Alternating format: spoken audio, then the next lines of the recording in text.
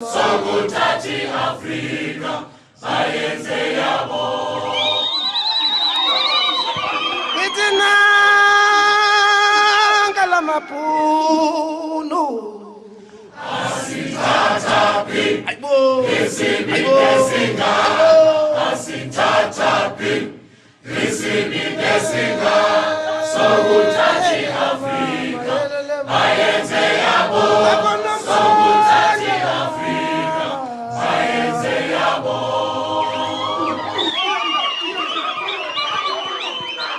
From Cape to Cairo, Morocco to Madagascar, Badioni Azania,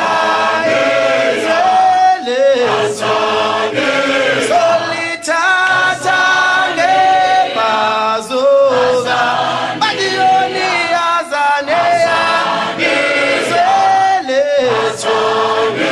Solitata Bazoga. Away from Cape to Cairo, Morocco to Madagascar, Badioni Azania.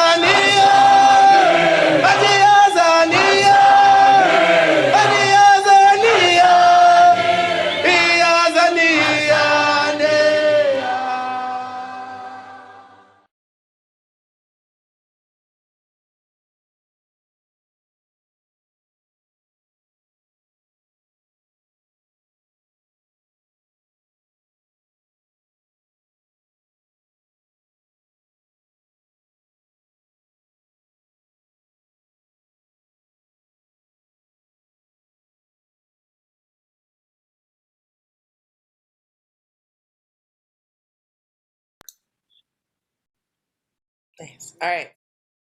Hi. Hello. Sorry about that. So we're having some technical difficulties because I did not update the titles on the stream, and so it still has Erica's information from last week.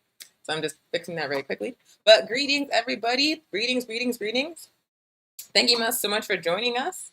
This is Weekly Pan-African News presented to you by the All African People's Revolutionary Party, specifically the New Mexico chapter of the party. My name is Onyesanu. I am a cadre in the New Mexico chapter, and I am pleased to welcome you to our program this Thursday. So if you watch the show often, then you know that we always start off with a couple of things to ground ourselves in this space. Hold on, let me just actually finish updating the description so that I can focus on Trimble. Hope everybody's doing well. Bear with me just 1 second and this will be done. Ooh, okay, all set. So, greetings, everybody. My name is Onyesanu. This is Weekly Pan-African News. Good morning, Erica. I see you in the chat. Good morning, everybody watching. If you can hear me talking, do us a favor and share this stream so we can get as many people watching as possible, get as many eyes on this revolutionary Pan-African content as possible. But once again, my name is Onyesanu. This is Weekly Pan-African News presented to you by All African People's Revolutionary Party, New Mexico. Whoopsie daisy. So we started the show over a year ago at the beginning of the pandemic.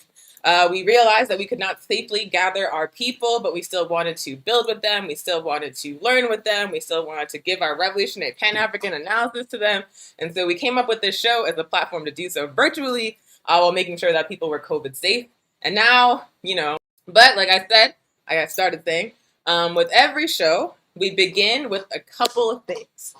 First, we talk about who we are. Once again, I am a member of the All African People's Revolutionary Party, or the AAPRP.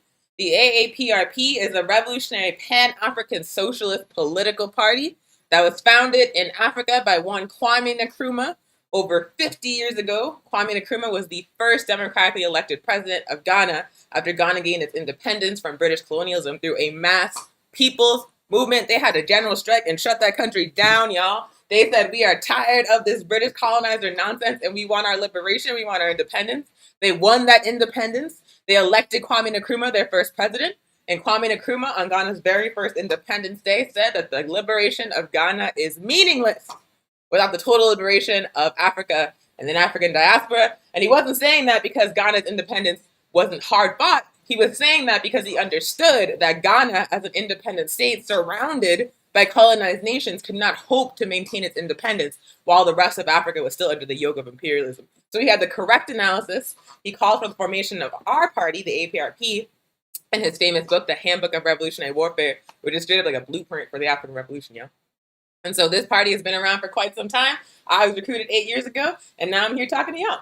So as the APRP, our objective is one, unified socialist Africa. This program is Weekly Pan-African News, and the other two things that we do at the beginning of every show is that first, we want to call in an ancestor, a revolutionary African ancestor. And the reason why we do that is because I, as a revolutionary African woman, and we as revolutionary African people in the movement for African liberation, understand that we are part of a continuum of struggle that began the very first moment the very first European colonizers set foot on the shores of Africa over 5 centuries ago. We are not reinventing the wheel right now in 2021, y'all. We are part of a continuous tradition of liberation, a continuous struggle for liberation against colonialism, capitalism, and imperialism. I would not be here if not for the Africans that came before me, if not for my ancestors who fought and struggled and sacrificed in order for it to be possible for me to be talking to y'all today on the internet. So we would be remiss if we did not honor the ancestors that came before us, if we did not honor the Africans that laid the groundwork that made it possible for us to fight today. And so the ancestor we want to call in today is a man that probably needs an introduction if you are a conscious African watching this program, but I'm still going to give you an introduction just in case. But that man is the Honorable Marcus Garvey. Marcus Garvey. He died on this day in 1940. He was a revolutionary African man, y'all. He was one of the founders of the largest African organization to this day to ever exist. That organization was the UNIA, or the United Negro Improvement Association. The objective of the UNIA was to develop a political program for African people that would liberate us as a nation and also liberate Africa and make Africa our national home. The UNIA had a number of programs to send our people back to Africa and to develop our independent political and economic power. For that reason, Marcus Garvey was targeted by the capitalist state, the settler capitalist state, as our comrade Jan Tremble is going to explain in his interview in just a few moments. But Marcus Garvey was attacked from all sides by the U.S. government, by other African contemporaries who he was like ahead of, to be quite frank. They were threatened by what he's doing. But he always had the hearts and minds of the masses of our people. And that was why there was 2 million, mostly working class African people in the United Negro Improvement Association at its height. Marcus Garvey, because of that targeting by the capitalist state, by the settler capitalist system, was unfortunately deported from the United States, and shortly after deportation, the UNA fell apart.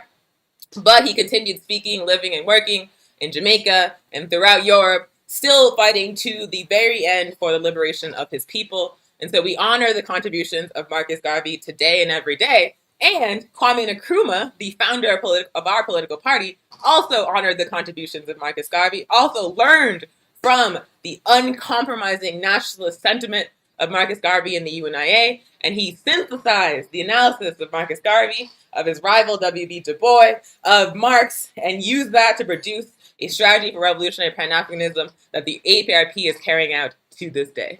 So shout out to ancestor Marcus Garvey. We put respect on the Garvey name on this program. You're not going to hear a member of the AAPRP speaking poorly of Marcus Garvey, because we understand the contribution that man made to our identity, to our consciousness of our identity as African people, to our sense of pride and dignity as African people, and certainly to our level of organization as African people. So salute to Marcus Garvey. That's the ancestor. And then the last thing we do in the introduction is that we want to acknowledge that we are speaking to y'all on stolen land. I'm using the royal we, but it's not like the royal we, it's like the communist we. Like, I'm trying to make it clear this is a collective project and not just me talking, but it sounds weird. So I'm overthinking it. So we want to acknowledge that we are on stolen land. I'm speaking to y'all from Tiwa territory, also known as Albuquerque, New Mexico. Albuquerque is like the name of like some Spanish duke, some colonizer who came here and killed indigenous people and took their land and then like slapped his name on it. Nope, this land is still Tiwa territory. The Tiwa Nation is still here. This remains their land, and they are fighting to get their land back, and we stand in unconditional solidarity with their struggle to get their land back. We stand in unconditional solidarity with all indigenous peoples in the Western Hemisphere fighting to get their land back. And we, as African people, are fighting to get our land back, which is Africa. That also means that we stand in solidarity with Palestinian people fighting in occupied Palestine to get their land back. We stand in solidarity with indigenous Australian people fighting to get their land back, indigenous people in New Zealand, so on and so forth. Settler-Colonialism marked the globe. Indigenous people are still fighting to destroy it to this day. And we stand in solidarity with that struggle while fighting to get our own land back. So that is the land acknowledgement. The communist we. I'm glad you appreciated that. The communist we instead of the royal we. Anywho, so usually on the show, for the past few weeks, our comrade Monica from New Mexico chapter has been given like a update on local organizing or stuff that's going on in the world. Monica is on a very exciting road trip. She's having like the girl trip of a lifetime, and it's really cool. But that means that we needed someone else to do a World Geo update, and we have a very special guest to do that. A comrade that I met in Cuba on my very first trip with the Venceremos Brigade, who recently traveled to Nicaragua and to Colombia, who has some updates from the ground. So Comrade Yhamir, if you could hear me, I would love to welcome you on the program to talk to the folks. Ooh, I'm muted. I'm muted so he can hear me. Yhamir, hello, sorry. Are you ready? Let's talk about Colombia. Hey, Oni. Let me get my camera on. Hello. How's it going? Going good. Thank you for having me on. Saludos, a lot of revolutionary greetings for my African people and to oppressed people worldwide. I can't wait to get into the topic of what's going on in my motherland of Colombia. So why don't you do a brief introduction of who you are and how we met for the folks watching? Okay, cool. So my name is Yhamir Chabur. I'm from New York City. I reside in Queens. You already did the land acknowledgement, right? For Yeah, I did. New York, Lenape land. And yeah, the way we met was through this brigade, this delegation called the Venceremos Brigade, that has historically sent U.S. citizens to Cuba in support of the Cuban Revolution and also the lifting of the genocidal U.S. blockade for over 60 years. That we met there. It was a beautiful experience.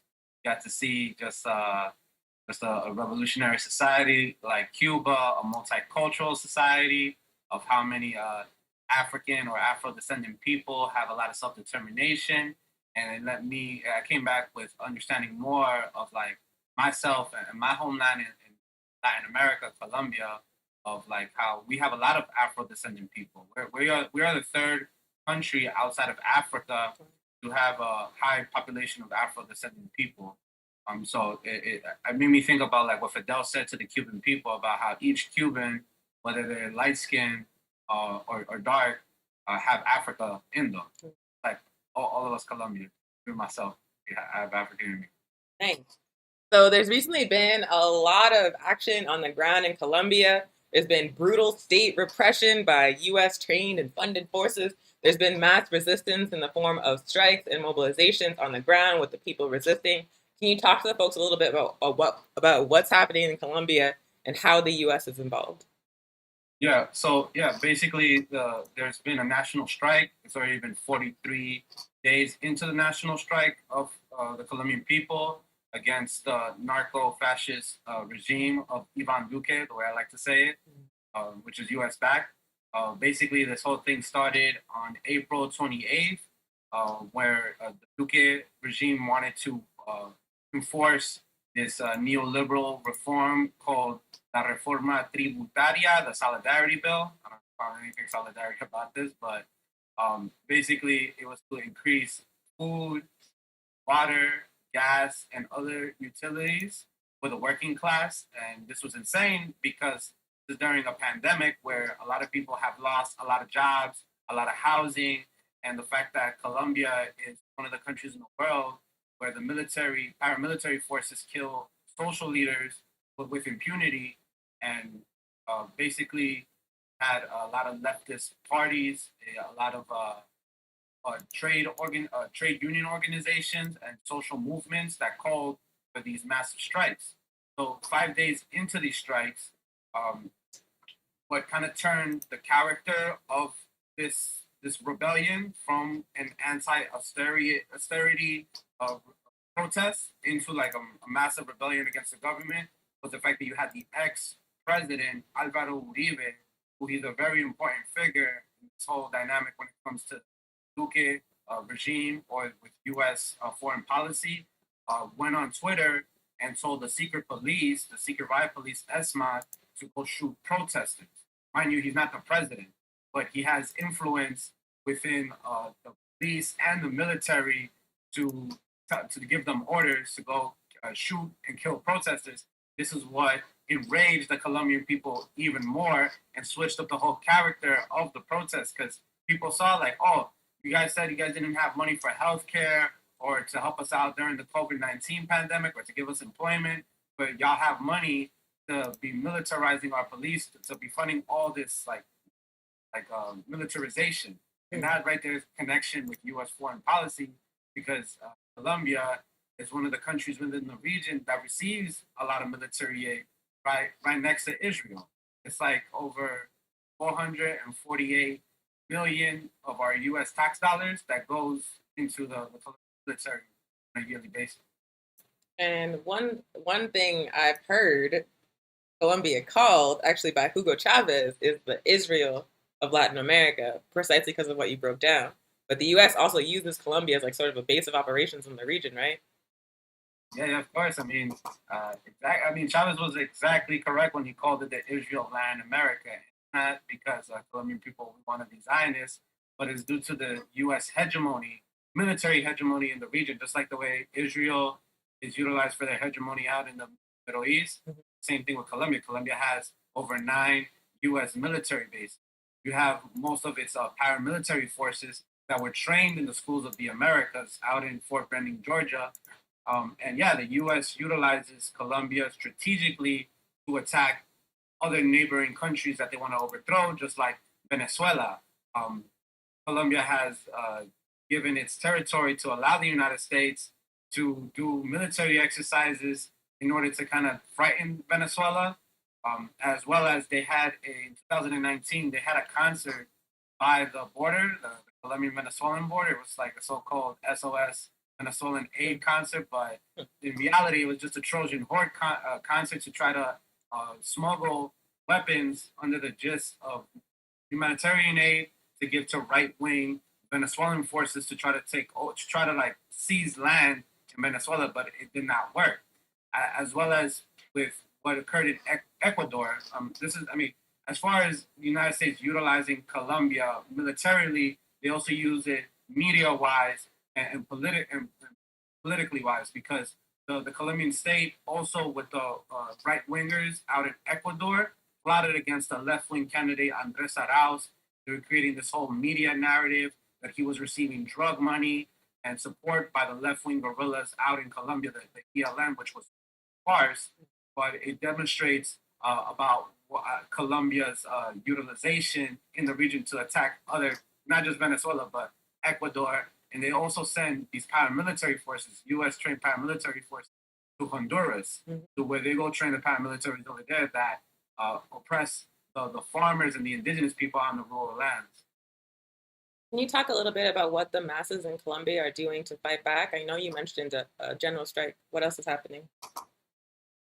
So basically, I believe it was yesterday or 2 days ago, there were many different popular social movements, whether it was farmers, indigenous movements, Afro-descendant movements, student movements that came together and created People's Congress to try to start creating basically a popular social bloc against the Duque administration and start pressuring more of their demands.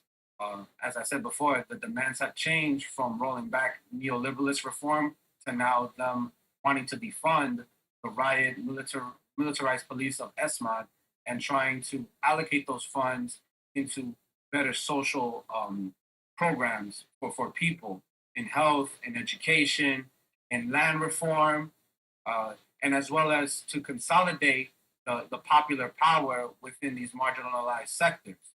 So as of right now, they've been calling people within Colombia, all the different areas, to come to the capital, Bogota, to call basically the protest, the seizure of Bogota, in order for the Duque regime to fall back with the militarized riot police and to allow Colombians to have the right to protest.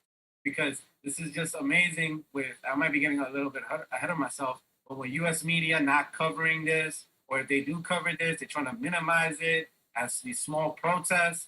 But me and you, sister, we know that if this was Venezuela, they would have already been trying to say that Maduro should resign, that they need to invade. And it's funny too, because during these protests, they were trying to blame Maduro. They're trying to blame this thing called the Bolivarian hurricane. Ridiculous. That's wild. I know. I've seen people like social democrats in the United States suggest that the general strike in Colombia was spontaneous. But what you just described is like a pretty high level of organization, like across the country, of different sectors coming together to like make sure the demands are met. So I just wanted to like reinforce that point that there is actually a high level of organization in these protests. Of course, one of the main epicenters of the resistance in Colombia is in the city called Cali. That there's a huge, massive population of Afro descendants and indigenous people there. And that's one of the areas where the Duque administration has sent military to occupy that area and try to blockade food from getting into that city. As well as you've had cases of paramilitary, and he's like a owner of this company that the police allowed him to come out with his firearm and start shooting protesters, which is just like baffling, because it reminds me of like the United States, where they allow like that white boy from Kenosha, what's his name? Not Dylan Roof. It's something like Colin Rittenhouse. Yeah. That's his name. Someone just mentioned in the chat, Erica from Hood Communist, shout out to Erica, Hood Communist and Black Lions for Peace. But Erica mentioned in the chat that these Colombian forces that are live firing on the people fighting back are oftentimes not only trained by the United States, but also trained by Israel and the Israeli Defense Force. Can you speak a little bit about that? Yeah. So there's a relationship between the Colombian government and the state of Israel, where you also have the IDF that goes to Colombia and trains the paramilitary and the riot police forces with the same type of tactic. The way they like oppress Palestinian people out in those occupied territories is the same way they oppress indigenous Afro and farmers in Colombia. As well as a lot of the bullets that have been used by the riot police to like blind protesters in their eyes are Israeli made. Oh. And then Erica also points out, she's asking, can you speak to how the Colombian police, who are again trained and funded by the U.S. and by Israel, are then being sent to places like Venezuela to repress pro-Bolivarian protests and to Haiti to suppress anti-Mos protests? Or no? Yeah. So, as far as those paramilitary or police forces going into Venezuela or Haiti, I remember when I was in Colombia like a couple of months ago that you had a kind of a scenario where you had paramilitary forces that tried to invade this like abandoned area that's between Venezuela and Colombia called Apure and Arauca, and they basically failed because the Bolivarian militia is very strong out there, very organized. But that demonstrates about how many times the Colombian paramilitaries have tried to get themselves involved in Venezuela, as well as, and it's funny because you have the right-wing fascists out in Venezuela of Voluntad Popular, which is Guaido's party, that helped Guaido like sneak him into Colombia and sneak him back to Venezuela during the whole concert fiasco. So, and these are paramilitaries that are involved in the drug trade. There's one thing we have to also keep in mind: the connections, even with, let's say, with the United States, as far as like people of color and Colombia, is that the United States send all these military aids, all these military bases under the gist that they were fighting the war on drugs. Yep. But ever since Plan Colombia in the 2000s, which was drafted by Joe Biden, yep, President today, there's been an increase of exports of drugs, and the main consumer people in the United States. But yeah, as far as also like them sending paramilitaries out to Haiti to train those paramilitary forces that are repressing the Haitian people against those protests against the dictator, Jovenel Moïse, because he's now a dictator. He didn't step down. And you're not seeing the OAS wanting to get involved in that, just the way the OAS is not getting involved in Colombia's affairs. Because we know that the OAS is basically a political strong arm of U.S. imperialism against revolutionary government. Absolutely. Yep, and it's really like Ricky says, fuck the OAS. I agree. But it's very important for folks to understand like just how global in scope this like network of like militarized police repression is. Like, you know, the US and the IDF train Colombia's police. Colombia's police are sent to Haiti, to Venezuela. They often show up in Honduras to repress people's movements there. Like there's like this network of like skill sharing and technology sharing and like weapon sharing among like repressive states, imperialist states, where they show each other how to better repress us, from Palestine to Baltimore to Honduras to Colombia. Like it's very, like once you understand like the relationships and like the scope of what they're doing together, it's like very like, it makes you furious. Of course. And just to share just really quickly on that point, between like historically, because this isn't even just, this foreign policy doesn't even go back in the 2000s when it comes to like Colombia and the US. This goes back to like the 60s, right after the triumph of the Cuban Revolution under the John F. Kennedy administration, where the CIA, under this plan called Plan Lasso, sent this general named William Yarborough, to Colombia to create the paramilitary forces to try to contain the so-called internal enemy. To say it was communism, but basically it was code word for like farmer leaders or social leaders, just because they didn't want the influence of the Cuban Revolution spreading out within the continent. But then you also have another example in the 80s, which we were talking about, where the United States, under the Reagan administration, when they were fighting the Sandinistas in Nicaragua, they needed to find ways to fund the Contras.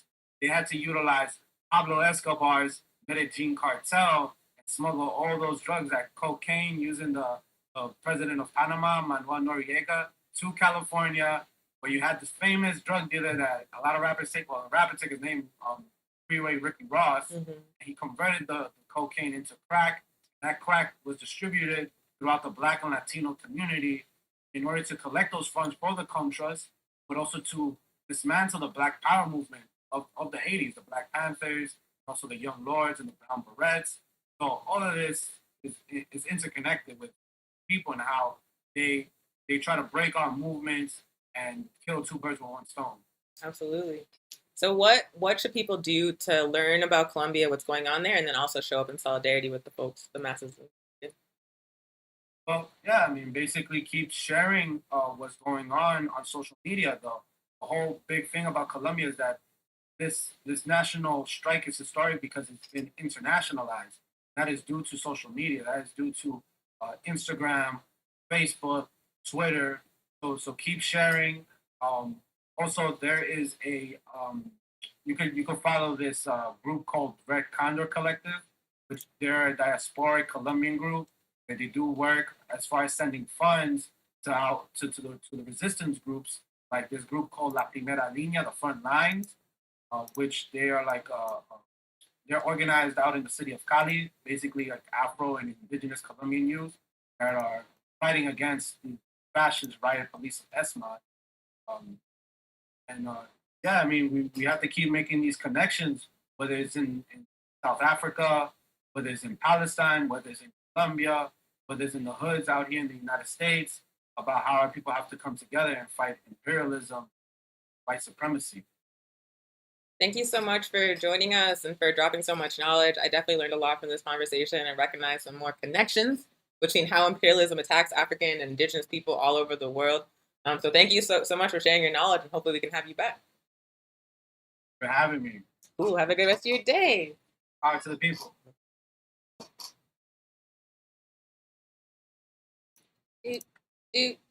Hold on for myself. Okay, there we go. Thank you, everybody. So that was our comrade Yhamir, comrade that I met on the Vencedamus Brigade Solidarity Delegation to Cuba, also a Colombian, talking about what's happening on the ground there, talking about how the U.S. has its grimy fingers all up in it. So thank you so much for Yhamir for dropping that knowledge and educating our audience about why we need to care about what's happening in Colombia right now.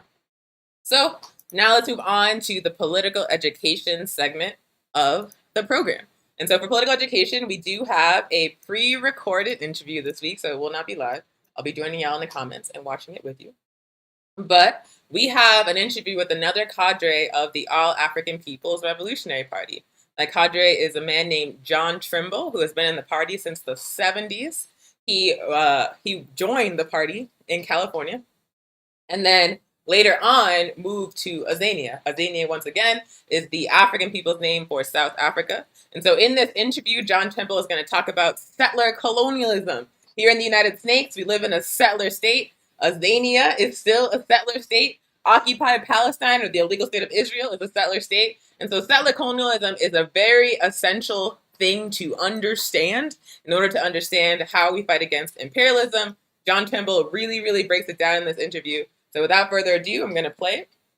It's about 45 minutes. Once again, it is pre-recorded, but we definitely welcome any comments or questions or anything that comes up for you as you're watching. And I'll be back on live after the interview is over. Thanks. All right. So first question for you is, who is John Trimble and how did you come into the struggle? Well, I'm a husband, a father, grandfather.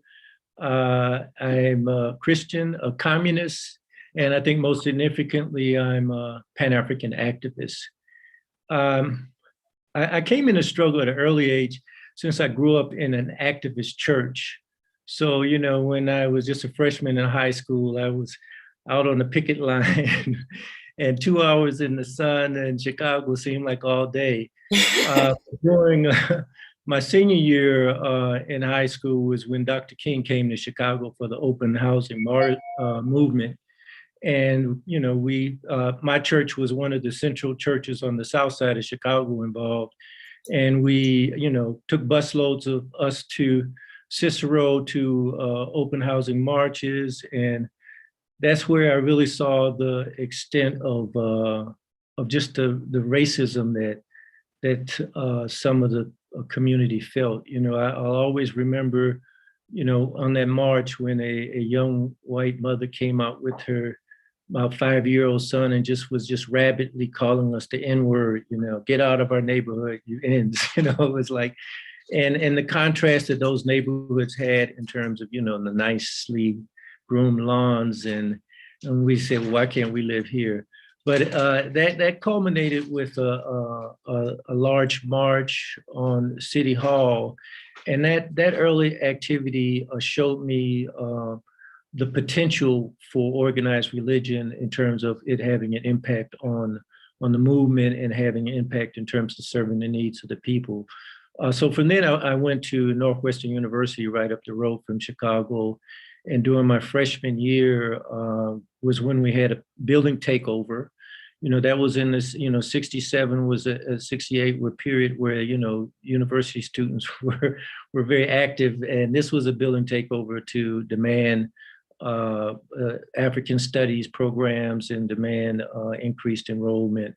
And it was instrumental because it was 100 of us out of about 120 African students at the university engaged in taking over the building. So this was a significance. Now, it just got more active after that. The second year there was major racial confrontation that resulted in 30 of us getting suspended and 3 of us getting charged with criminal damage and burglary because of confrontation with the white fraternity, and ended with a 30-day hunger strike at the administration building.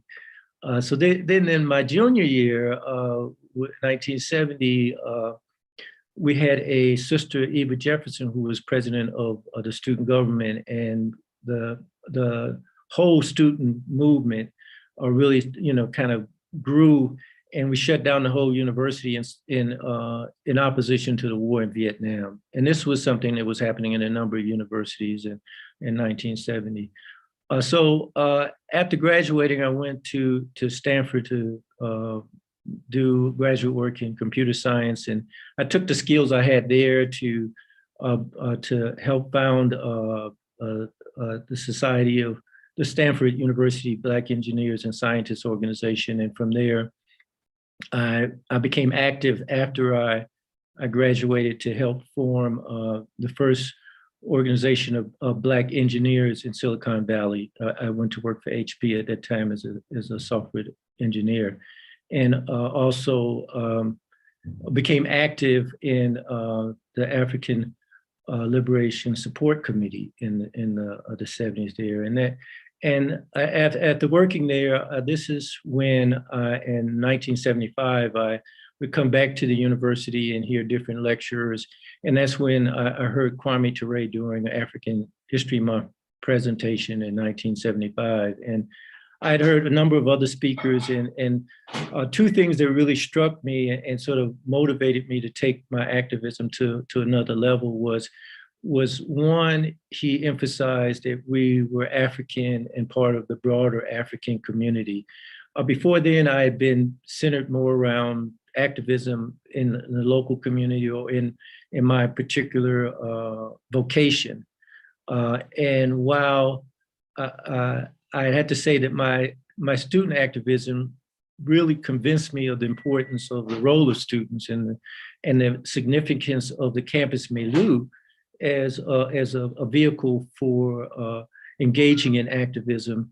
And my initial efforts in regards to organizing in my vocation have always convinced me that no matter what area you're working, that, you know, there's ways that you can organize the workforce. Because while I was at HP, we formed a Black employees organization that, you know, insisted on certain things from HP, as well as becoming engaged with the Northern California Council of Black Professional Engineers. But really, when hearing Kwame Ture speak and hearing him emphasize that we're not a minority, we're part of the broader African community, that really, you know, hit home to me and made me realize, because I always felt a little, you know, despaired in terms of so I'm fighting here in the US, I'm a minority, and I keep running against this racism, and I keep running into the people who are so disenchanted because of seeing themselves as a minority that they don't even want to fight. And that sort of was really uplifting to say, oh, we're part of the richest continent in the world. We're part of a billion people, not just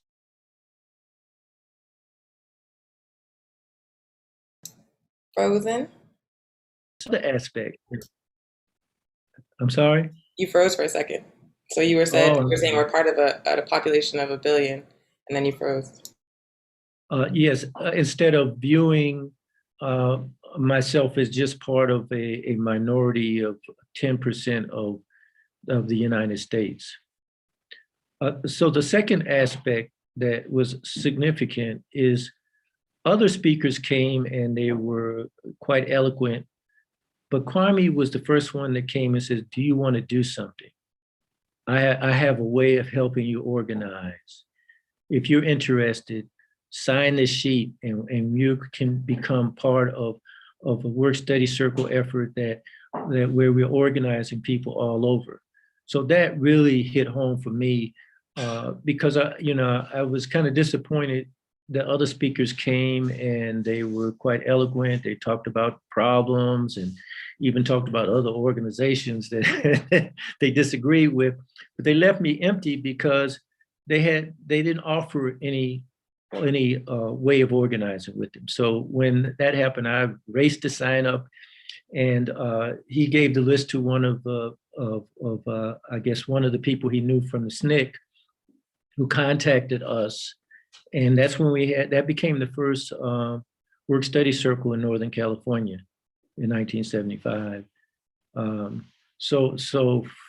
From then we connected with a circle that had existed in Southern California, and in the following year, the three of us out of about 9 decided that we wanted to advance on to become part of the AAPRP, and we became the first cadre in Northern California. So that's how I got started and how I ended up with the AAPRP. Nice. And then you went on to recruit in Missouri, I found out from Randy. I was like, whoa. Well, I know I actually cannot claim to have recruited in Missouri. I was the one who gave the orientation, but actually it was a couple of very dynamic organizers, Macheo Subiani and Monica, who unfortunately neither are with the AAPRP now, but they really were the ones that did a lot of recruiting in the Berkeley area, particularly in the Berkeley, Oakland area, and then but what we did was we were able to motivate and energize, I think, a number of Africans across California, so that at one point in the 70s, we actually had over 100 people in work study circles across the state. And I think a lot of it was attributable to the energetic youthfulness that people had in the times, and I think I listened to Nzuri, and I think that's part of what she was saying in terms of her experience there at Berkeley with, the African dance troupe and the cultural activities around that not only existed at Berkeley, but existed at other institutions and universities that allowed us to do this. Nice. So follow-up question, you're currently living in Azania. It's wintertime there, you mentioned, which is why you're all bundled up. But do you want to share a little bit about how you moved there and why? Well, actually, my first encounter with regards to Azania actually came before I was in the AAPRP. When I was at HP, this was in 1974, I had been there for about a year working as a software engineer. And one of my friends came up to me and said, do you know that HP has an operation in a plant in South Africa? And I said, no. And so I said, well, we have to do something about this. So 2 of us organized a committee to investigate HP's role in South Africa. And we engaged several white liberal engineers and managers. So it was a little bit of supposedly clout behind the committee because of they weren't just the new engineers.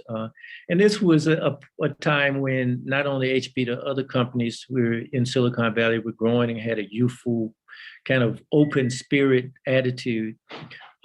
So we talked to management and they said, well, you all really need to find out what the situation is. Don't just, say we should shut down. So I was able to contact someone from the PAC who was in the Bay Area and listen to what they had to say. And what HP wanted us to do was get involved in this program called Teach, where they were willing to contribute monies to the education in the townships. And what they wanted us to do was basically get employees and for us to donate money, and they were going to do a matching funds and then send it off. And so when we talked to the PAC representatives, said, no, they aren't funding our education. They have us working under this situation where, and they explained apartheid, we're working in this situation where you can't vote, we get the lowest wage, we live in these isolated communities. And then on top of it, they don't put any money in our educational system. Now they want you to feel good about helping us with education. So we went back and we explained and said, no, we don't want to do this. So then corporate management says, well, we have the head of the South African division coming. We want you to come to corporate headquarters and meet with them. So myself and my friend Neil, we went to Cupertino, where they had the corporate headquarters, and met. I always remember his name. His name was Tenny Stein, and he came in and he was just all excited about, oh, we're so good at HP in South Africa. Blacks eat in the same cafeteria. And there's this one man who used to be a T-boy and now he's a truck driver. So we're looking at him like, well, wait a minute, we're engineers here. You're bragging about a truck driver. So this didn't exactly sit well. So we just asked him straight up, well, why are you all maintaining apartheid? And he looked at us and said, it's my Christian duty. If we don't maintain apartheid, the ANC will come to power and they're communists. And I'm a Christian, so I'm opposed to communism. So this really struck me because, as I mentioned, I grew up in an activist church, which was opposed to apartheid, So I just couldn't fathom somebody claiming that they were Christian and at the same time trying to uphold apartheid. And I investigated and found out that the Dutch Reformed Church supported apartheid, and they had basically convinced their congregations along this line. So that was my first encounter. So after that, I was very active working with the PAC, ANC, and even with the Black Consciousness movement during the periods when the party was engaging with them in the various regions, particularly for African Liberation Day. So when I came to Howard University as a professor in 1996, they had initiated a project called the Howard University Republic of South Africa Project, HRSAP. And we had an opportunity professors had the opportunity to apply to be part of the team in 1997 that went to Azania, South Africa, representing the HRSAP project. So I had went on, and basically went online and contacted a number of universities that I wanted to connect with around software engineering, and arranged to speak at about 10 different universities across South Africa. So my application was accepted as part of the team that went there representing Howard in 1997. So fortunately, when I went in 97, two very dynamic sisters were working there with the AAPRP, Tamika and Imani. Imani was working with PAC, and Tamika was working with Zapo at the time. So, and before that, we had, a number of engagements with people like Dr. Pecco with the PAC, who we had sponsored, Sister Katie Boney, who was with the Zapo, who we had sponsored to do speaking tours across Azania, across the US and Canada. I had the opportunity not only to connect with regards to Howard, but to connect with regards to the AAPRP's work there, the PAC and the Azapa. So in '97 was my first visit to Azania. And what I did is I basically leveraged the work at Howard to organize various projects so that I actually came back every year from 1997 until 2014, when in 2014, I arranged to get a Fulbright professorship to come and teach at Twana University of Technology. And then I retired from Howard and arranged to get an extension on my Fulbright for a second year. And though in that period, I had pretty much decided to move there. Before that, I was looking at possibly moving to Zimbabwe. But based on the conditions here and there, I pretty much decided in 2014 to move here. And after retiring, then I got a 3-year extension to 3-year contract to continue working in the industrial engineering department at Twana University of Technology, allowing me to do my organizing work in the area. And this year they extended it for 1 more year, but there are a number of dynamics in Azania that aren't as friendly toward us working beyond a certain age, namely that they want you to retire at 65. So I'm 70 now, so this will be my last year working at the university. Sort of a background on how I got here. During that period, we've organized with PAC, Azapo, other organizations, and been able to organize some form of African Liberation Day for the last 12 years at least. Yeah. And then for the audience, the acronyms PAC is Pan-Africanist Congress of Azania, and Azapo is Azanian People's Organization, and those are both anti-colonial socialist organizations in Azania. And this is a very good segue because we are both in settler states. Azania was a settler state. It still is to a large extent a settler state because the Africans don't control the land. And I am in Turtle Island, which is also a settler state. And so question is, like, what is a settler state? What is the settler colonialism? How does it function? And where does it exist in the present day?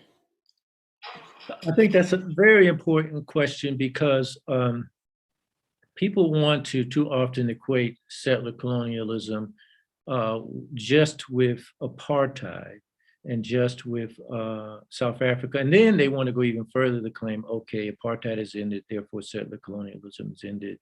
And they don't realize the extensive history of settler colonialism and its linkage to slavery and the slave trade and the invention of whiteness and racism that allowed for basically European settlers to invade the whole Americas, Australia, New Zealand, and to justify the creation of Israel because of this level of racism and the disregard for indigenous people that became so pervasive in terms of them creating whiteness and creating this racial divide. So that even many people to the left don't want to recognize that the United States, Canada, Australia, New Zealand are all settler colonies. And yet, if you look at their history, it becomes so obvious that all of these are clearly locations where a European population, predominantly English speaking, came into the country and just took their whole way of life and just wiped out masses of people, dislocated them from their land, and used the ability to seize the land and the resources of the land to transform that into real wealth that continues on today. And just to think of the extent of this, I mean, we're talking about the land bases that are 50 times the size of those European countries that were allowed to do this colonizing. And even if you think of it in terms of the English-speaking extent of it, in terms of England versus these other countries, it's over 100 times the size of England when you look at Canada, Australia, and the United States. And that's not to mention that we really have settler colonialism in most of the Americas. It's just more complex in places like Brazil or Colombia But Brazil is a good example where now Belisario is basically represents the settlers, and the level of racism he displays and his disdain for indigenous people and people of color and Africans is clear. This is the hallmark of the settlers. I mean, they came and they said, the indigenous people aren't worth anything, or they aren't human. Let's just move these Native Americans out, or move these Aborigines in Australia out, and take the land, and claim that we're taming the wilderness. So this is pervasive. And one of the things that people don't realize is that in Africa, in the 50s, after World War II, after Africans had fought to basically save France, that France had the second largest settler population in Africa, in Algeria. The Algerian forces fought a serious bloody war, but before they won, the second largest European population in Africa was in Algeria. That was only second to Azania, South Africa. A lot of people don't realize it, but now what happened, because it was a pretty bloody war, those French got up and got in the boats and got the hell out of there after the war. So there was a mass migration, and that showed that, you know, this can happen. You know, that they can be relocated. And so this is to show you that even after World War II, that this notion of settlerism was rampant. And this is one of this attitude of it is one of the reasons that Europeans were able to create the state of Israel in 1948. So think in terms of this. I mean, in 1948, France is occupying Algeria, Britain and other Europeans are occupying South Africa and Kenya, and they're feeling very comfortable in this notion of settlerism. So to now take the land of the Palestinians in 1948 and say, okay, we're making this Israel, was not uncommon. You know, it was a common kind of thinking. But we need to make this clear linkage between settler colonialism. And I like to take it even further to have people understand this as settler capitalism that has emerged from this, in that the settler states that display capitalism have a unique relationship to the leading capitalist countries in Europe or Japan, which were initiated by the indigenous populations of those countries. So to better understand this is important. And it's important because it runs counter to what some of the left is trying to project in terms of, oh, you know, this all workers unite, we, you know, forget about the borders idea, and the, you know, and disregard the rights of indigenous people. One of the things I've always appreciated about the All African People's Revolutionary Party is the consistency in terms of the position on land and the rights of indigenous people. From the very first onset of working with Kwame Ture, he was quite adamant about working with Palestinian people. And many nationalists were, why are you working with Palestinians? They look like white people to us. You know, why are you working with those Native Americans from North Dakota? They look more like white people, but long, you know, straight hair and looking pale. So to really understand the rights of indigenous people. And it became most glaring with his insistence on us working with the Irish. Having grown up in Chicago, where many of the Irish there were pretty racist, it became an eye-opener to work with Irish socialists who were very appreciative of the All African People's Revolutionary Party and really understood what we were struggling for and saw a camaraderie in this common ground in terms of struggling for the indigenous rights of a people. And many people, even today, don't realize that Northern Ireland, which is a separate island from so-called Great Britain, is occupied by the British today. You know, if you look at a map and you see, oh, this part is really Ireland, but it's not really Ireland, it's part of the United Kingdom. You know, it's really an eye-opener in terms of the extensive nature of settlerism and how we have to come together as supporters of indigenous rights and socialists to fight against it. And so you mentioned Algeria fought a revolution against French settler colonialism and successfully drove those settlers off of their land. Shout out to Algeria. And I wanted to talk a little bit about other struggles against settler colonialism on the continent, specifically Zimbabwe. What can people learn from the example of Zimbabwe's land reclamation project and other struggles against settler colonialism in Africa? I think that it points to the need for mass engagement, because it was mass engagement that made the land reclamation project possible. I mean, they went for years with this will and seller, will and buyer bit, but it was only when the former freedom fighters just said, "Hey, enough is enough. We want our land," that really pushed ZANU-PF to take a more drastic position. But I think it also shows the extent of capitalism, imperialism, and neocolonialism in the opposition that they've had to this land reclamation. First, just to clear up to some that don't know, the land reclamation process was a very just process that resulted in distributing parcels of land to over 300,000 families. So this is a country of about 13 million people. So 300,000 families, you can sort of extrapolate that in families impacted directly with 4 or 5 people, and then extended families. That this had a significant impact on the broader population in Zimbabwe. Now, the second thing people need to be aware of is, unlike the image that they want to project that somehow people just came in and started seizing land and running and killing white farmers, that was not the case.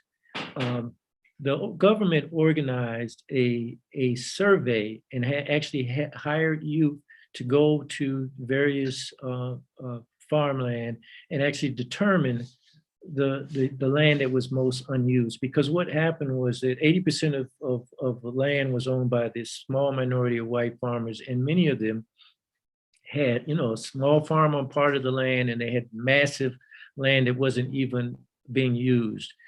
And many of them had turned this other land into game preserves.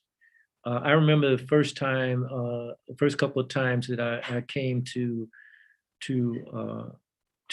Africa, and I was on the plane with a number of people who were going to game reserves in Zimbabwe, and they were talking tales about the Big Five and what they were going to catch and everything. And I later became to realize that what these white farmers had basically done is they'd organized these individual trips that not only brought them individual wealth by using them as game reserves, but it sort of sidestepped funds that should have been going to the government. So anyway, to cut more to what happened, they designated certain parcels as being seized by the government. They listed these in the paper publicly, that if anybody had opposition, they could go to the court and petition. And then they organized in each area, each province, in each local area, the distribution of this land. So unlike the claims that somehow, Mugabe sat with his family in Harare and parceled out land to the top people in the government, it's not at all the case. There were many people in the opposition party who had farms as a result of this process. So that's, I think, important to understand that the process was well thought out and well planned. They did not, for instance, seize the major sugar plantations that existed in the southern part of the country, the major dairy farms that were productive. They instead insisted on taxing these entities. So this notion that somehow they just disrupted the whole agricultural process is a very dishonest portrayal by the media. But what happened was that immediately after this, the Zimbabwe was kicked out of the Commonwealth, and the sanctions set in from the UK to other Commonwealth countries, to the EU, to the US, passing this bill which forbid anybody in the IMF or World Bank dealing with Zimbabwe, which then had the ripple effect that meant that anyone in private banking would not deal with you. You know, it's like if you have bad credit rating, you're not going to be able to go to any bank. And that's basically was the intent in terms of the sanctions, in addition to freezing assets and banning the travel to the U.S. and Europe of most of all of the leading members of the ZANU-PF. And that's equivalent to if the U.S. were to say, okay, all the Labor Party members in Britain can no longer come to the U.S., the economic impact or something like that. So what people don't understand is the pushback in terms of the economic impact was so significant that this is what caused the hyperinflation in terms of Zimbabwe. I remember I first visited Zimbabwe in 2002, and the Zimbabwe dollar was like 50 to the US dollar. And subsequent to that, it just kept going, 1,000, 2,000, 10,000. Then they reissue the Zimbabwe currency, make it a new one, and try to make it equivalent to the US dollar and bring in all the old ones. And then it would go through the next cycle again. So this kind of devastation. One of the things I want to point out about that is the Commonwealth. Well, it used to be the British Commonwealth, but after they supposedly gave independence to the Caribbean countries and African countries, they renamed it the Commonwealth. Now, the Commonwealth voted to kick Zimbabwe out. But now, if you look up the Commonwealth, you see that most of the countries in the Commonwealth are African and Caribbean countries. But the power with the Commonwealth really lies with Britain, Canada, Australia, and New Zealand. Now, what's common to those countries is that they are the successful settler children of Great Britain. And so this is, I think, important to understand what they were doing, why they were doing it, because this is an example of what I'm calling the settler capitalism in terms of how they worked hand in hand with their mother country, Britain, to basically stifle the return of land to indigenous people in Africa. And yet this is not the presentation that you'll get in terms of the mainstream media. Instead, what you'll get, and I saw this when I happened to travel from Zimbabwe, returning to the US, and I stopped through London. And I saw in the media, they were showing this farmer from Zimbabwe who had stripped to his shirt off, and he was showing how he had whelps on his back and they had beat him. And they were claiming, oh, all of Zimbabwe, they're up in arms, they're killing and maiming white farmers. And then in 2 hours later, I see the same one man with his shirt off claiming how they're doing this. So they showed this over and over. They give people this image as if they were this massive killing and maiming of farmers, when it was just the same picture over and over. And this is something the media is famous for doing, whether it's showing you this woman who's crawling under a barbed wire fence trying to get to South Africa over and over again, or whether it's this farmer. They want to portray this image of Zimbabwe. And they've been very successful at convincing people that, so successful. I remember I was leaving Zimbabwe and I came through South Africa, the airport, and an African now asked me, how can you be in Zimbabwe? Aren't all the people starving there? So and it was because of the imagery that was being projected even to Africans in occupied Azania about Zimbabwe that had this negative picture. So what we can learn from this is not only the power of the people in terms of them organizing for change, but we need to really understand the pervasiveness of our enemy and the necessity as Pan-Africanists for us to rally together. Because the unfortunate thing is that Pan-African forces have not been as effective in organizing and rallying, not only to support the land reclamation process in Zimbabwe, but to call for its extension. Yeah, and it's really that context. I knew some of it, but hearing it from you, really illuminated a lot of things for me. Like, I grew up hearing that Mugabe was a dictator, that he ruined Zimbabwe's economy, and then I learned about the sanctions, and no one ever talks about the sanctions when they criticize Mugabe. No one ever talks about the sanctions when they talk about how Zimbabwe's economy tanked. But that's what it was. People downplay them as a factor. And then the other thing that came to mind was just like, you know, the spreading of lies about mass violence against settlers, and using that as a means to demonize the land reclamation project. But like, if you think about how they took the land in the first place, and like the violence and brutality of that process, and like the violence and brutality they used to keep it going, it's almost like the Africans would not have been wrong if they had responded with that level of violence. They didn't, but they would have been justified in doing so. And it's just really interesting that the violence of settler colonialism is just accepted. Like, here in the United States, it's accepted. In Australia, it's accepted. They're like, you know, we won. That's how they frame it. In Israel, it's accepted. But when we talk about colonized people, indigenous people, African people taking our land back, all of a sudden it has to be like a completely peaceful process. It's just very interesting to me. So the next question I have for you is, so we're living in settler states. We have large settler populations on this land. And so we always have to encounter the question of how African people should relate to settlers in revolutionary struggles. They're poor working class settlers. And so some people are like, should we compromise on the question of land and unite with them on the basis of class? What do you think? I think we should be unequivocal when it comes to support for indigenous land rights. Whether it's an issue of land rights in Zimbabwe or occupied Azania, or whether it's the rights of indigenous peoples in the Americas, or in the case of occupied Palestine. And there's no, to me, no notion that somehow, okay, there's only a few people left.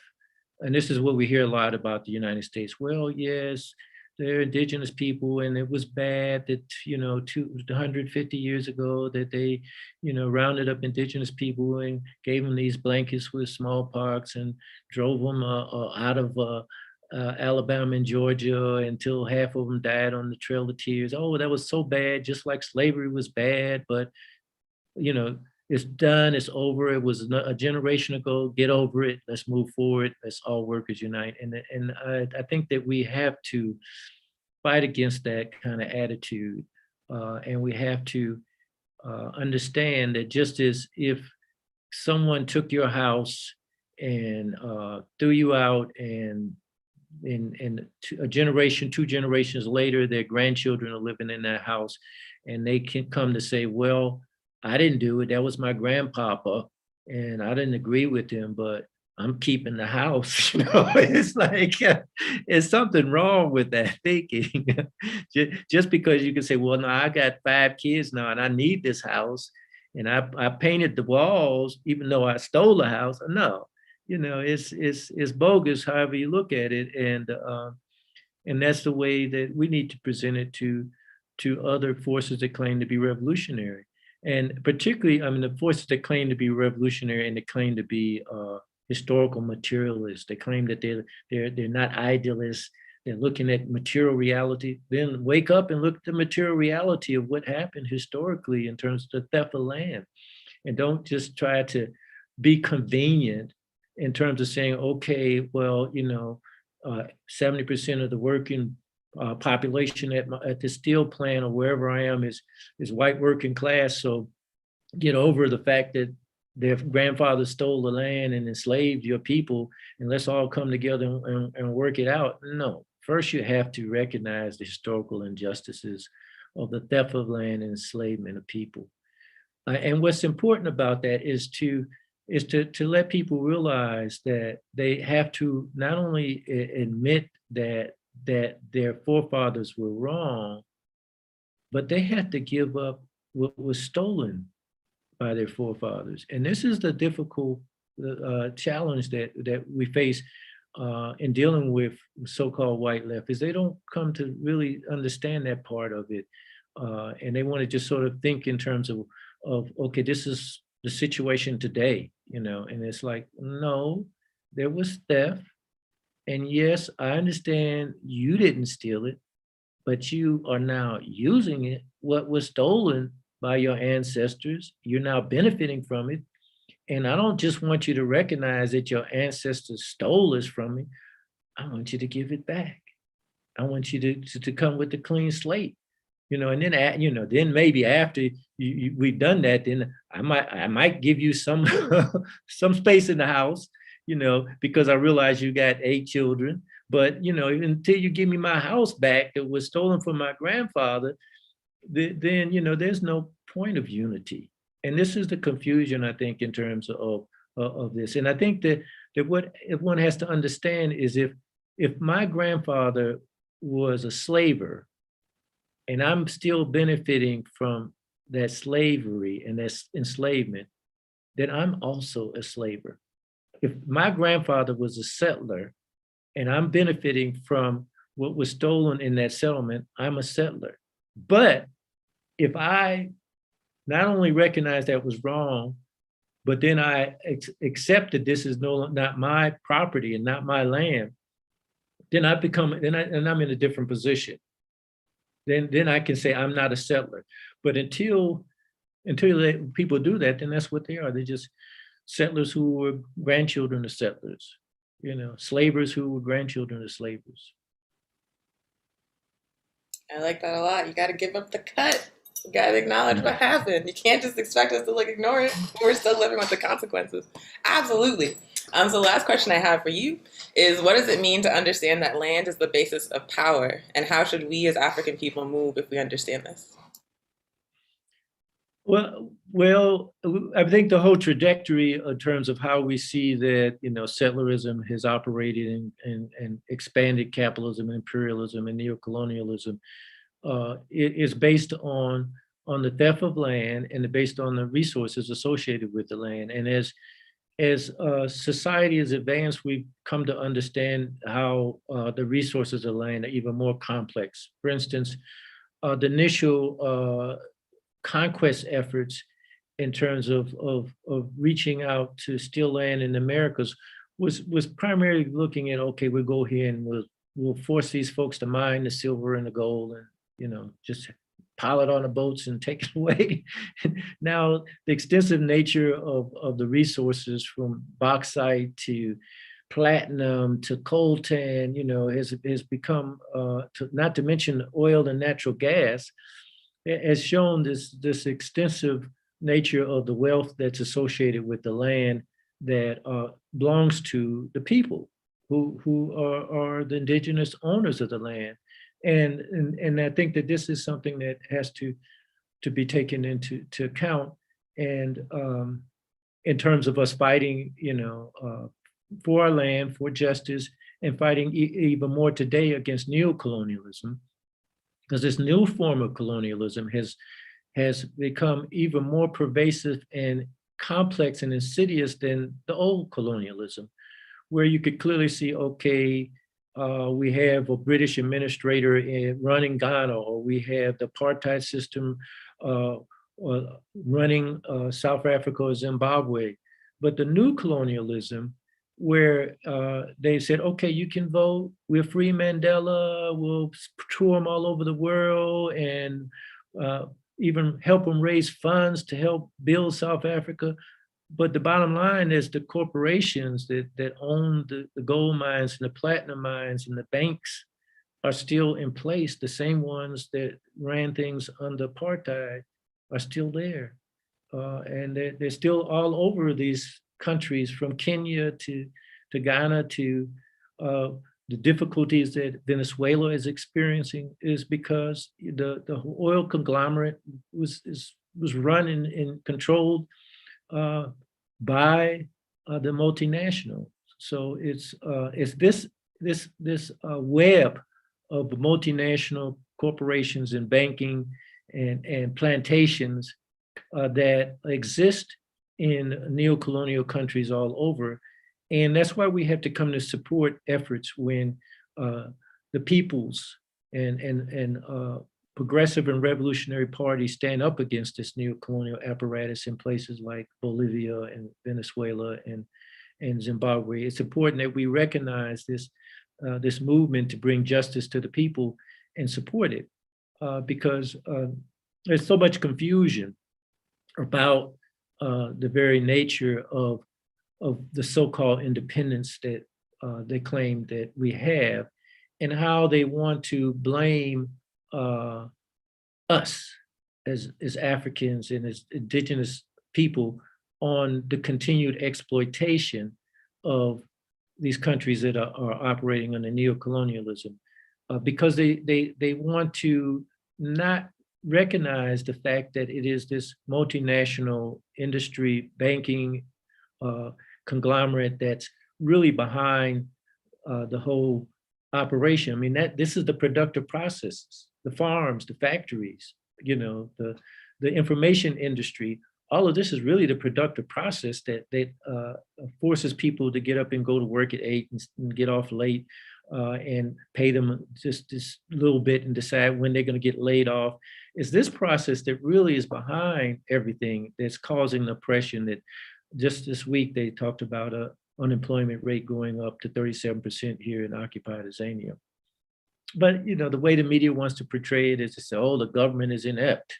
They aren't providing jobs for the people. Instead of realizing that it's really the neo-colonial apparatus, and in the case of occupied Azania, in the hands of the settler colonists and their descendants, that really are operating this productive system. If you want to call it productive, it's not productive for us, but it is this system of production that is operated in a neo-colonial manner, and we need to understand this better so that we can fight against it. Thank you so much. Thank you so much. I learned quite a bit. So as we wrap up, are there any last thoughts you want to share? Anything you want to promote that's upcoming for organizing in Azania? We'll continue to organize. In fact, as I mentioned, we have our circle meeting in a couple of hours. And so I definitely want to put a plug in for the All African People's Revolutionary Party's political education work study circle process. To me, that's been, you know, just so wonderful since I've joined it in 1975. And in terms of just constantly studying and learning more, you know, it's no end to learning. And I think that's one of the opportunities that I feel very fortunate of having started at that long ago.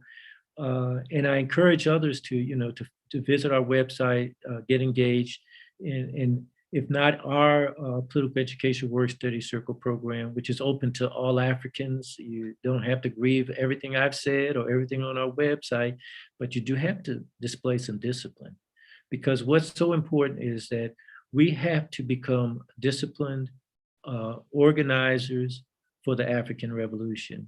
And the last thing I want to comment on is the importance of all organizations trying to focus in on coming together, all African organizations, all progressive organizations, and trying to organize a revolutionary intelligentsia. Right now, it's clear that capitalism dominates within the sphere of the banking environment. I mean, people don't own any banks. In terms of the plantations and the large farming apparatus, United Fruit is all over South and Central America. And certainly all the mining industry, you know, we don't own it. We don't own the IT industry, you know, all of the new up and coming industries. If you look, so it's important that it's not just that the capitalists control, but they control the ideas out there, the media, the university. So we have to combat this. And the first field of confrontation is the battle of ideas. And this is why it's so important that we struggle to organize a revolutionary intelligentsia that will struggle over the battle of ideas and put our ideas out there more in fashions like this program that my sister is organizing today. Thank you. Thank you so much, John Tremble. I also want to give you a shout out because you came to visit us here in Tiwa territory, and you're the first cadre outside of me that the people in the chapter met, and made a very good impression. So I really appreciate you coming to visit us. I appreciate your wisdom shared on this program and all the work that you've done to build the All African People's Revolutionary Party. Thank you so much for joining us. Thank you for having me.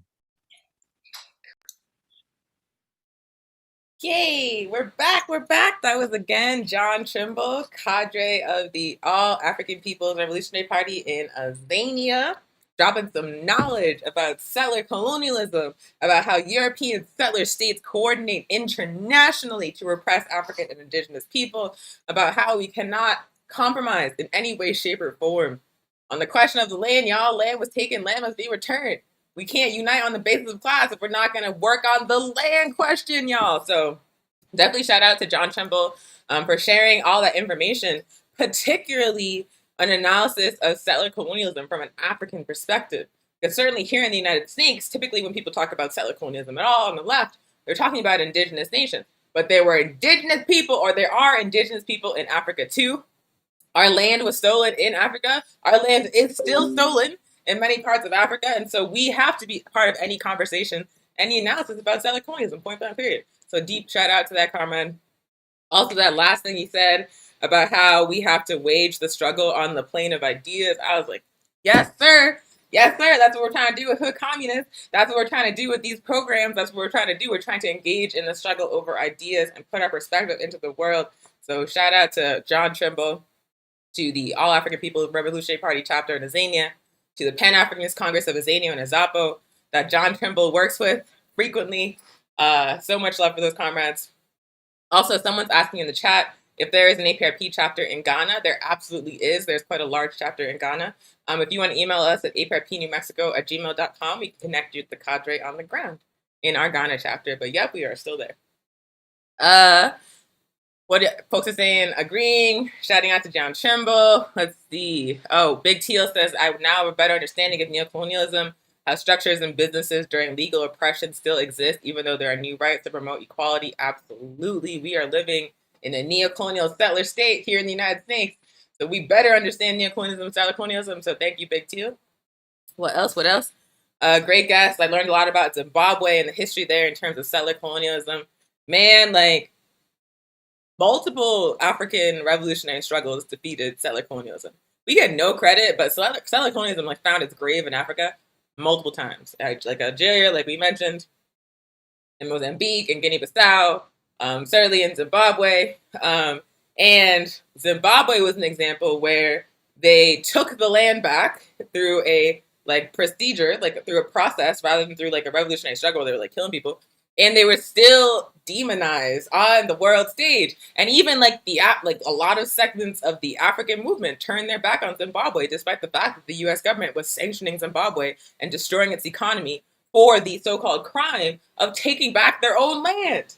For taking back their own land, the United States and Britain and the United Nations collaborated to destroy Zimbabwe's economy. They demonized Robert Mugabe. It's just, all they did was take back what was stolen from them. And that is how they got punished for it. So it really just shows you, once again, how there's this an international coordination between settler states. The U.S. backs up Israel, Australia backs up the U.S. and Israel. They still have each other's back to this day. We got to unite across borders to take it out, just like they're uniting across borders to maintain it.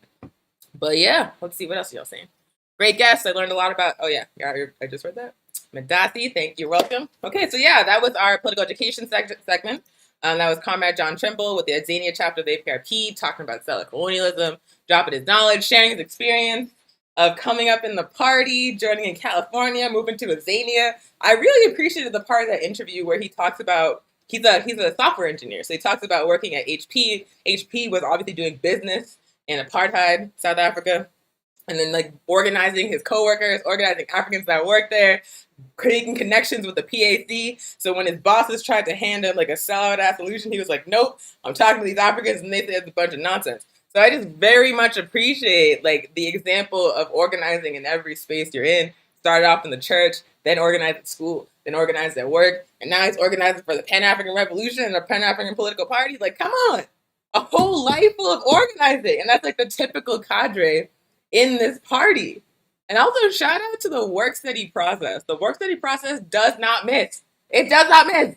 I have never met anyone who's been in APRP for longer than 2 years who is not on point. If you leave before 2 years, It can go either way, to be honest with you. But I've never met anyone who stayed in for 2 years, who like made it most of the way through the books, who does not still have a very strong analysis of capitalism, imperialism, and of African liberation. So shout out to the work study process.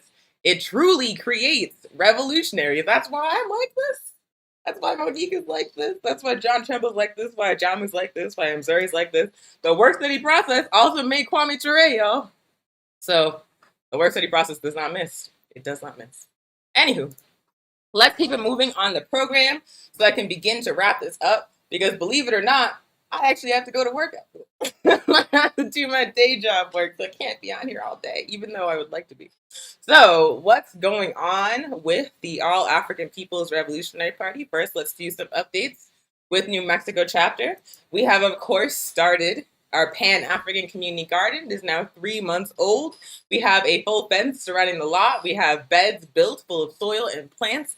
We have a compost bin that was built last weekend, and now we got a donation of goat manure from a farmer in New Mexico.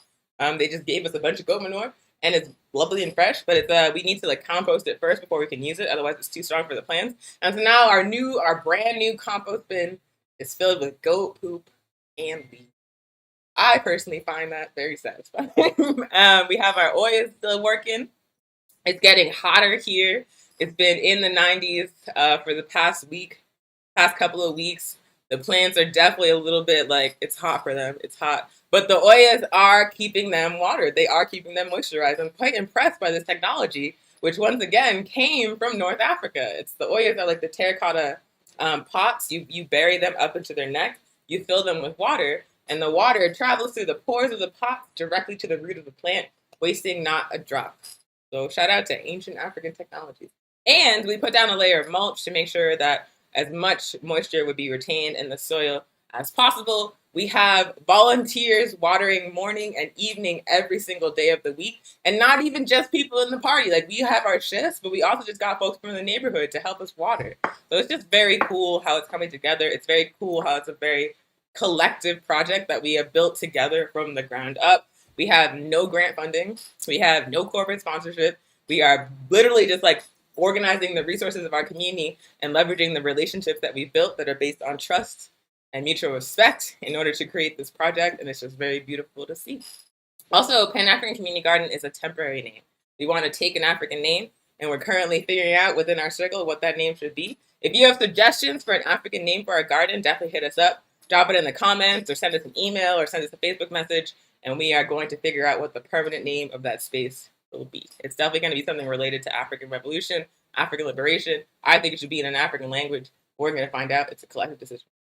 But we will be back at the garden this coming Sunday at 4 p.m. We are going to be doing, we got a pear tree donated from Plants of the Southwest. We got some kale plants. We got some heat-resistant spinach varieties.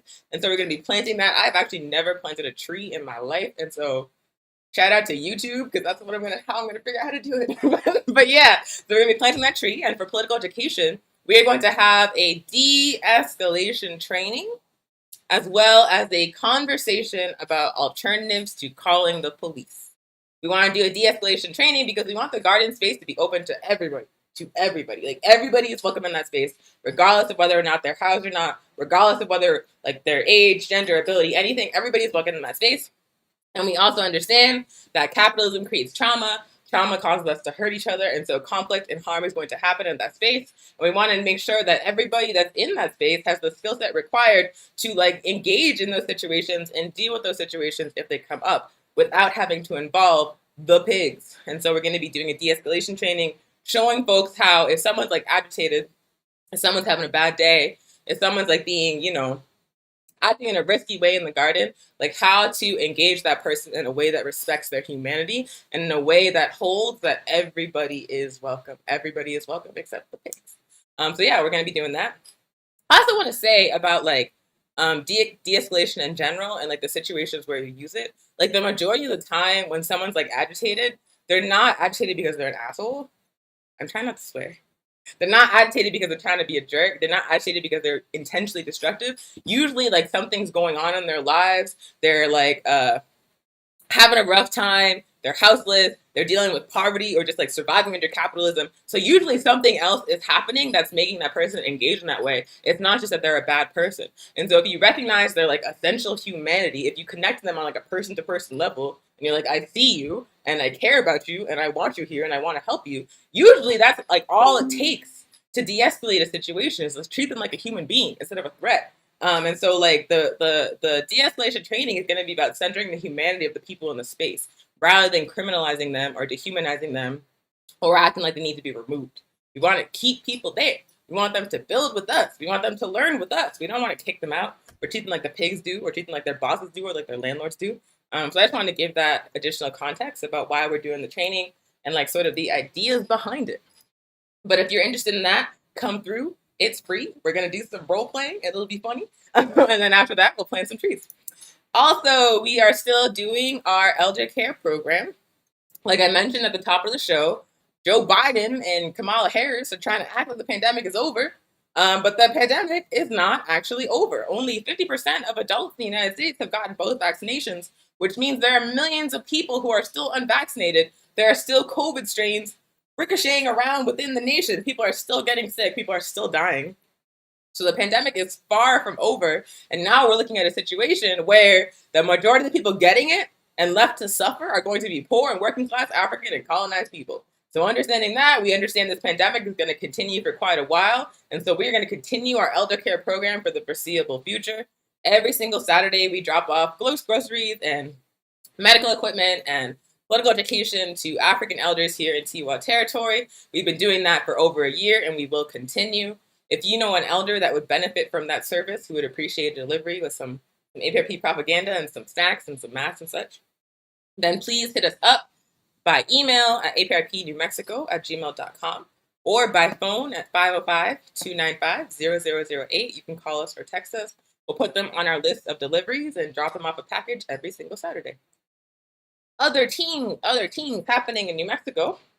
We have our Pan-African film series happening this Saturday. We're going to be showing The Spook Who Sat by the Door at 2 p.m. If you don't know The Spook Who Sat by the Door, man, like I am not exaggerating when I say that that is the best movie ever. It is the best movie ever. It is also a very good book. It is the fictional story of the first African man to join the Central Intelligence Agency, or the Criminals in Action, as the AAPRP calls them. He gets their training, he gets all like their knowledge, and then he takes that training and that knowledge, he brings it to an African community, and he helps organize an African revolution in a city in the United States. It is dope. It is like a really awesome, like exciting, intense spy movie, but it's also like really funny. It also has like really sharp satire, particularly about class contradictions within the African community. So it just like hits all my spots personally. Also, the main character is like my ideal man.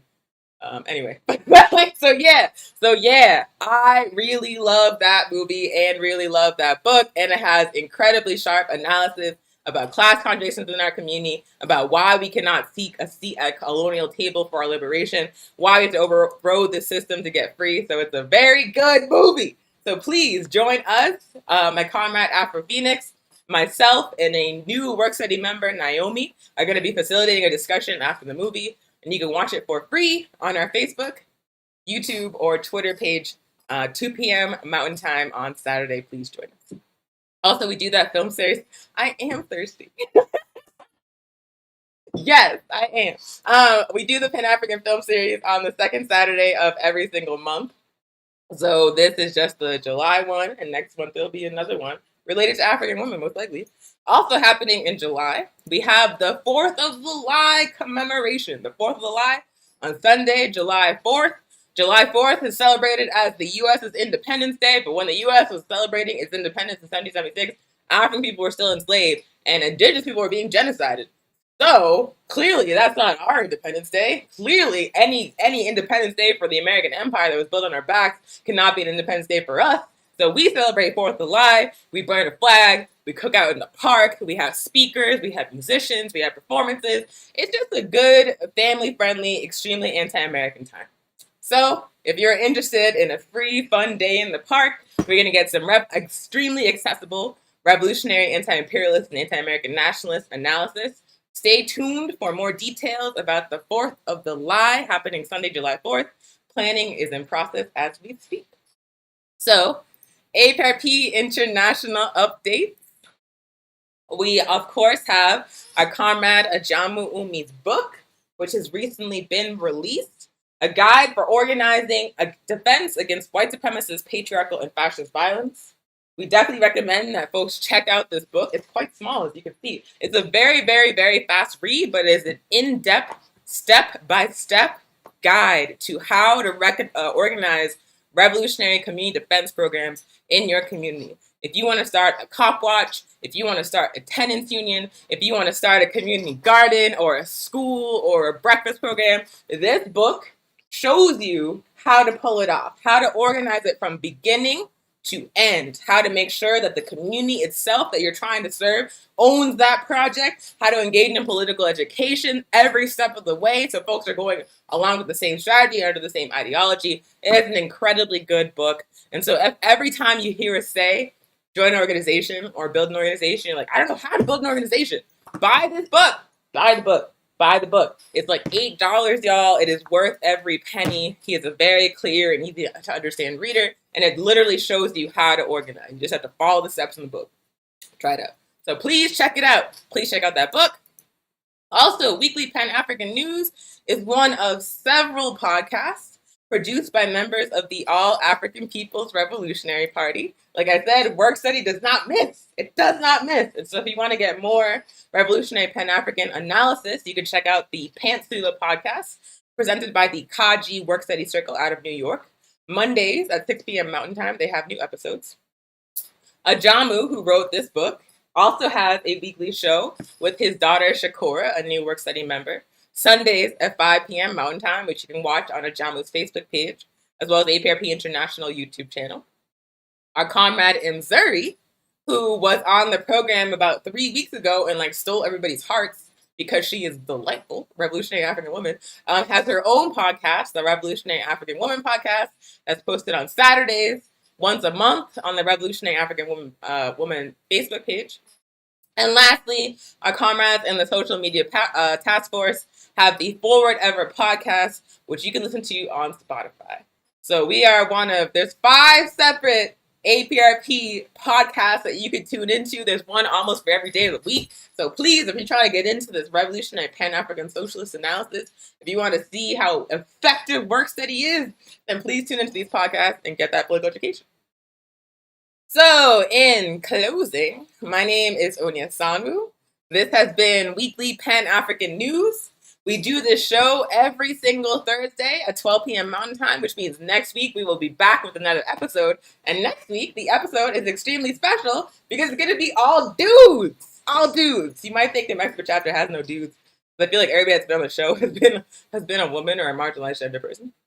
But we do actually have dudes. We got dudes. And we're going to have our comrade Jamari, who is a work study member of New Mexico chapter, alongside our comrade Ajamu, talking about African men and patriarchy.